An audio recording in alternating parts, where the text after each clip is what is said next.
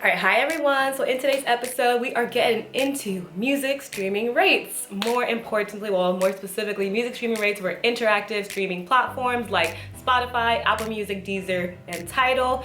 This is a part 2/continuation from my last video where I broke down what interactive streaming is and went through the 3 types of royalties that are generated when your music is played on one of those platforms. So if you have not watched it already, you can do so by clicking just right up here. Now, for those of you who don't know, I am Tunecore. I formerly worked for one of the biggest companies in the music business, BMI. I've helped thousands of musicians with their royalties, and with my series, Music Money Mondays, I am gonna help you to step up your royalty game.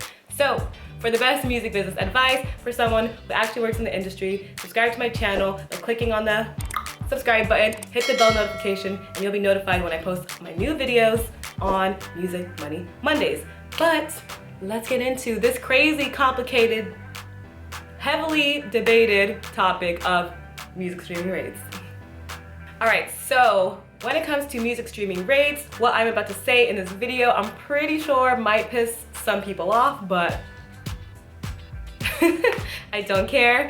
I have seen a lot of people talk about music streaming rates, saying things like Spotify pays 0.006 or 0.0073, or Apple Music pays 0.00324 cents, or Pharrell Williams only made $2,700 from 43 million streams, and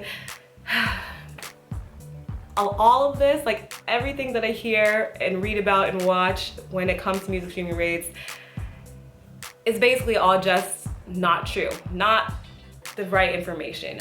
Music streaming rates is a very complicated topic, and this is why I did not want to talk about it, but I'm going to talk about it because there's a lot of misinformation out there. So from my last video, you would know that there are 3 streams of royalties generated when your music is played on an interactive streaming platform like Spotify, Apple Music, Tidal, Deezer. But with that being said, whenever you hear or read that Spotify pays 0.0073 cents or YouTube pays 0.003 cents or whatever 0.000 cents, whenever you read that and see that somewhere, that should automatically be a red flag to you. Because if the music is generates 3 streams of royalties, there cannot just be one flat rate. There can't be, because there's 3 streams of royalties, and these 3 streams of royalties get paid to 3 separate entities. So there's the performance royalties that get paid to the performance rights organization. There's the mechanical royalties that goes to Harry Fox Agency, or it goes directly to, no, it goes to Harry Fox Agency. And then there's also the recording royalties that you would get from your digital distribution company or from your label, whichever you are a part of. So 3 streams of royalties getting paid to 3 separate entities. And with that being said, if it was true that Spotify was paying 0.00073, well then where are they getting the information from? Most likely they're just getting it from one stream. They're getting statements from their performance rights organization, and then they're calculating some type of stream rate from just that. But that's just one stream of royalties, not the other 2. For you to get the whole amount that Spotify, Apple Music, Deezer is actually paying out to you per stream, you would have to literally go get your statements from the performance rights organization, get your statements from Harry Fox Agency, and get your statements from your digital distribution company or your label. Then you'd have to add all 3 of those together or combine them together in some way for you to actually get the whole picture. And I know that people are not doing that, and I know that many people who are sharing their streaming rates, they're only doing it from one source. I don't even know if they know that there are the three different ones and putting all the information together.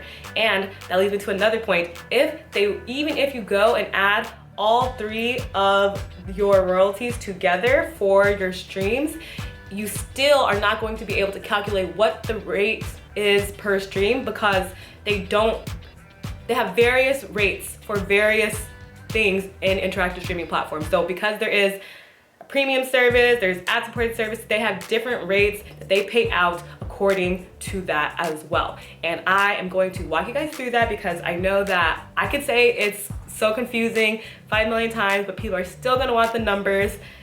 People love numbers, so I am going to walk you guys through that so you can see exactly how complicated it is and how hard it is to ever figure out and know exactly how much you are going to get per stream. So buckle up. Okay, so here I have this sheet. I have multiple sheets actually. It's from the Harry Fox agency. So this is not hearsay. This is not something I created. This is not something that I just thought about on my own and put it out there. This is actually how the royalty pool is calculated for interactive streaming. And this is from the Harry Fox agency. Just want to make that clear. But this is a trusted source. Now, as you can see up here in the all-in royalty pool, I also want to specify that the all-in royalty pool has been mandated by the government, the Copyright Royalty Board. So it is not the Harry Fox agency who made this up. It is not the Performing Rights Organization who made this up. It is not Spotify, Apple Music, Tidal. It is none of those services that created that. Your rates for your music, that has been mandated by the government. So they're the ones who created this system. So for the all-in royalty pool, it's either going to be the greater of 11.4% of the music service revenue or 22% of the total cost of content. So with that being said, you could see that the music streaming rate is always going to be changing, because if the streaming platform like Spotify or Apple Music, if their revenue goes up or down the next year, then that's already going to affect your rate. Or if their total cost of content goes up or down the next year, then that's always going to affect your rate. And they do always go up and down every single year. So you're never going to be able to pinpoint exactly what the rate is going to be. And to take it even further, if you scroll to the bottom, you will see that even the percent of revenue and the percent of total cost of content, those numbers change each year as well. So the 11.4% and the 22% that you see, that is for 2018. And I'm focusing on 2018 because no royalties haven't paid out for 2019 yet. But you will see that in 2019, the percent of revenue would be 12.3% and the percent of total cost of content will be 23.1%. And then in 2020, the percent of revenue will be 13.3% and the percent of total cost of content will be 24.1%, and so on and so forth. So that is also going to make the rates change, and they're never going to be set in stone. So now that's two things already that are going to change your rates fairly quickly. Every year that's going to change your rates. Now, even further than that, once the all-in royalty pool has been calculated, then the performance royalties get taken out of that pie. And the performance royalties, they are negotiated by the PROs. So BMI, ASCAP, CSAC, they negotiate with each streaming platform a rate for performance royalties or different rates for performance royalties, and that gets taken out of the all-in royalty pool. Then whatever's left over is the mechanical royalties. And with the mechanical royalties, that turns into a whole different thing as well. And I'm going to show you how that's going to get you more complicated, because here it just simply says the mechanical royalties, and that equals the payable royalty pool. Then you divide that by the total number of plays, and that is how much you would get for the amount of cents per play for mechanical royalties.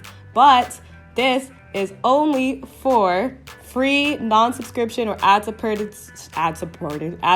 services that offer streaming music to end users for free, or any offering that is not subject to a subscriber-based royalty floor. Then, if you go here, you will see that it changes for subscription services accessible through portable devices, such as mobile phones.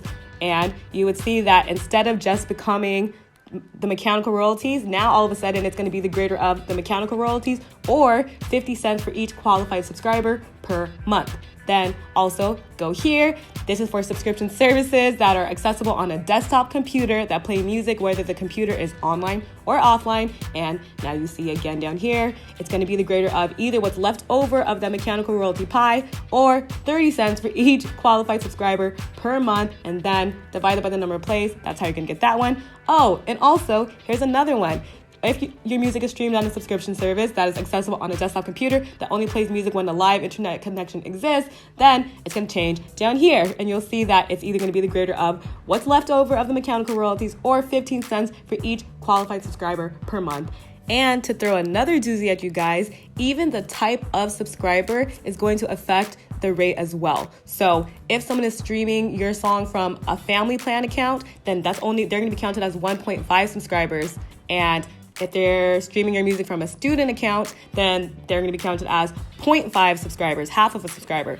So as you can see, there is no such thing as one flat exact rate that you would be receiving when your music is streamed on Spotify, Apple Music, Tidal, and Deezer. None. So whenever people tell you that you'll get 0.00007 cents or this or this or that, just ignore them. Don't believe them, because there is no such thing. There's no such thing. They are confused. There is no such thing. I just showed you alone that I just showed you 4 in the video. I showed you 4 different rates that are paid out from streaming services. That's just for mechanical royalties. Then I said that the PROs, they negotiate rates separately with the streaming providers, and they negotiate multiple rates as well. And then the recording royalties, same spiel. So there's many different rates, and it's impossible to know how much money per stream you're gonna get for your songs on Spotify, Apple Music, Tidal, or Deezer. Impossible.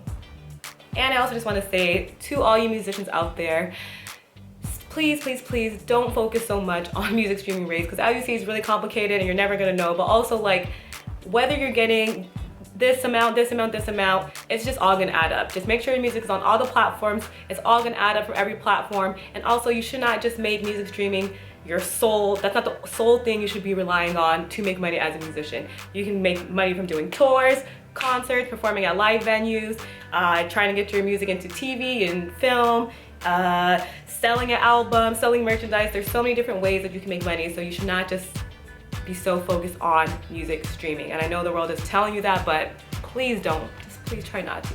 All right, and I know that I went through those Harry Fox agency sheets very, very fast, so I have made those sheets available for download for free in my description box down below. Also, please hop into the comment section and continue this conversation, because I'm telling you, like, I don't know why, but music streaming rates is such a controversial and like big topic in the music industry. Like, people are always talking about it, and as much as I know, I'm in the industry and know all this, it even drives me a little loco. So I want to know, was all the information as shocking as you thought?